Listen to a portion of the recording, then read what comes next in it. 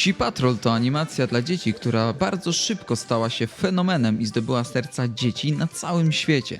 Jest to fenomen na tyle ogromny, że nawet starsi są świadomi marki pomimo nieobejrzenia ani jednego odcinka, ponieważ liczba produktów, która zalała rynek, jest przeogromna. I produkty z wizerunkami psiaków z tej produkcji możemy zobaczyć praktycznie w każdym rodzaju sklepu. Zaczynając od takich klasyków jak ubrania, pościele, piłki, pluszaki, zabawki, kończąc nawet na jedzeniu. Ten film skierowany jest głównie do rodziców, więc pewnie wiecie najlepiej, ile tego jest. I jeżeli wasze dziecko lubi Psi Patrol, to gdziekolwiek nie wejdziecie, pewnie czeka was pytanie, czy kupicie? No ale jednak jesteśmy tutaj dla gier na konsolę. A więc zaczynajmy. Drodzy rodzice, oto Psi Patrol Miasto Przygód wzywa. Wydana w sierpniu 2021 roku, stworzona przez studio Draghar i wydana przez studio Outright Games. Gra Psi Patrol Miasto Przygód wzywa została wydana na Nintendo Switch, PC-ty, PlayStation 4 oraz 5 oraz Xbox One i Xbox Series S X. Jest to przygodówka z elementami platformera. Skierowana zdecydowanie do najmłodszego pokolenia graczy, opiera się na mega uproszczonej mechanice, która jest optymalna dla dzieci małych. Powiedzmy w wieku przedszkolnym, ewentualnie wczesnoszkolnym. Warto wspomnieć, że gra opiera się na filmie kinowym, który miał premierę chwilę przed premierą gry. Niestety nie jest nawet bliska materiałowi źródłowemu. Jednak czy to sprawia, że nie warto po nią sięgać? Sprawdźmy to. W grze sterujemy naszym psiakiem przy pomocy analoga. Jednego przycisku służącego do skoku i jednego przycisku akcji, dzięki któremu użyjemy umiejętności specjalnej każdego z członków patrolu. W trybie dla jednego gracza mamy też jeszcze jeden przycisk odpowiedzialny za zmianę psiaka. No właśnie, a propos trybów.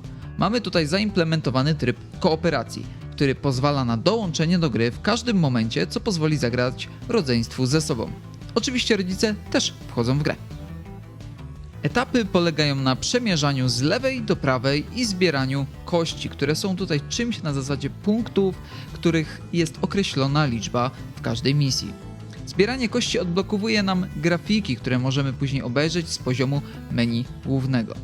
Każda z misji wymaga od nas również zebrania odpowiednich przedmiotów dodatkowych, które pomogą naszemu psiemu patrolowi w uratowaniu miasta. Zbieramy również odznaki, dzięki którym zdobędziemy nowe tryby w bonusowych grach. Tak, mamy tutaj bonusowe gry. Są to zazwyczaj takie mini gierki, głównie polegające albo na zbieraniu kości na czas, albo na wyścigach, też oczywiście na czas. Trzecią minigrą jest gra rytmiczna, która... może przejdźmy dalej. Od czasu do czasu, poza zwykłymi etapami w mieście, mamy także etapy podwodne, które przypominały mi etapy z serii Crash Bandicoot, ale są one oczywiście odpowiednio uproszczone pod odbiorcę. Jednak wymagają omijania przeszkadzajek, więc nie wieje od nich aż taką nudą. Kolejnym rodzajem etapów są etapy, gdzie siadamy za kółkiem wozu któregoś z bohaterów i gnamy przez miasto. Jest to jedyny rodzaj etapu, w którym zmienia się perspektywa. Etap pokonujemy gnając z dołu do góry. Model jazdy polega na zmianie pasa ruchu, których są 3. Przypomina to troszeczkę rozgrywkę w gry mobilne pokroju Subway Surfers i tym podobne. Ale muszę zaznaczyć, że jeśli chcecie zebrać wszystkie kości, musicie się skupić, bo bardzo łatwo ominąć jedną lub dwie kości, co może prowadzić do powtarzania etapów. Oczywiście z racji, że jest to gra dla dzieci, nie da się zginąć, więc obojętnie w ile przeszkód wpadniemy, nie ma tutaj ekranu Game Over. I to wszystko jeśli chodzi o mechaniki. Nie ma tego dużo, ale staram się spojrzeć na to z oczu małego dziecka, które ma inne priorytety dotyczące gier.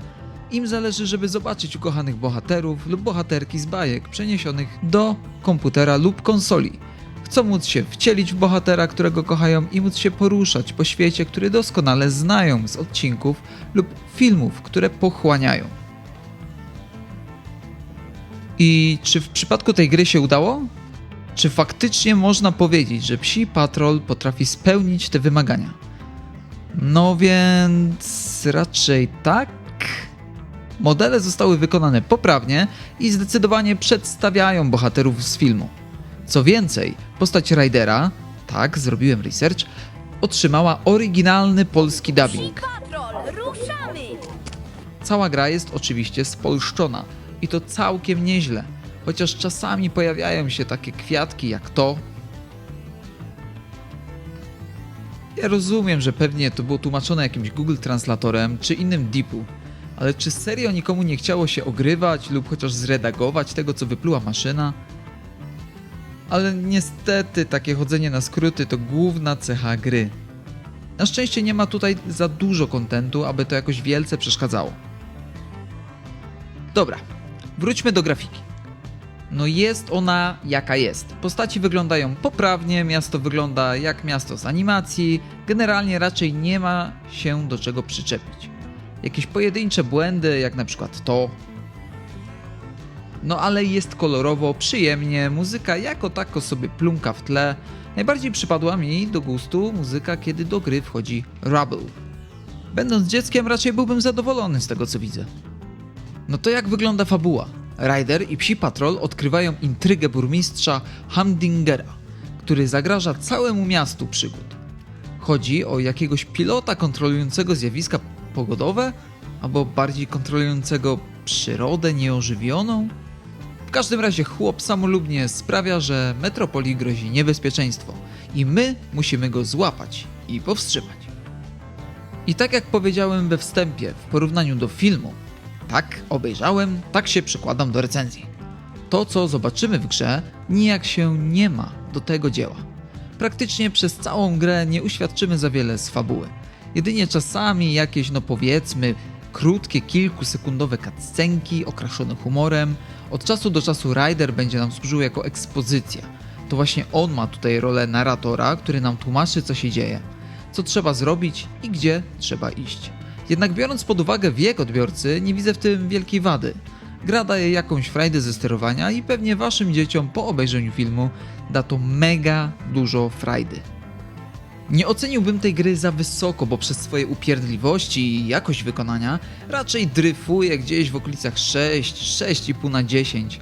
Dlatego, kochani rodzice, jeżeli wasza pociecha jest akurat w trybie przedszkola i ma totalnego fioła na punkcie Psiego Patrolu, polecam poszukać gry w promocji max do 70 zł, obejrzeć z nimi film, po czym od razu, kiedy jeszcze euforia będzie się utrzymywać, wręczyć im grę i najlepiej zagrać z nimi, bo wspólne granie nie tylko brzmi jak fajnie spędzony czas, ale też może pozwoli wam troszeczkę spojrzeć na ten fenomen oczami waszego dziecka, a w przyszłości może i będzie chciało zagrać z wami już w dojrzalsze tytuły. Aha, no i jeszcze dobra informacja dla posiadaczy usługi PlayStation Plus Extra i Premium. Nie musicie wydawać nic, bo gra jest dostępna w abonamencie. No i to tyle. Jeżeli podobała wam się recenzja, zostawcie łapę i dajcie suba. Podoba wam się pomysł recenzji dla rodziców? Napiszcie w komentarzu, jakie bajki oglądają wasze dzieci, a być może zrecenzuję dla was, czy warto kupić grę o tym samym tytule. Podzielcie się też wrażeniami ze wspólnej gry. Tymczasem żegnam się z wami, mówił do was Jasej. Nara.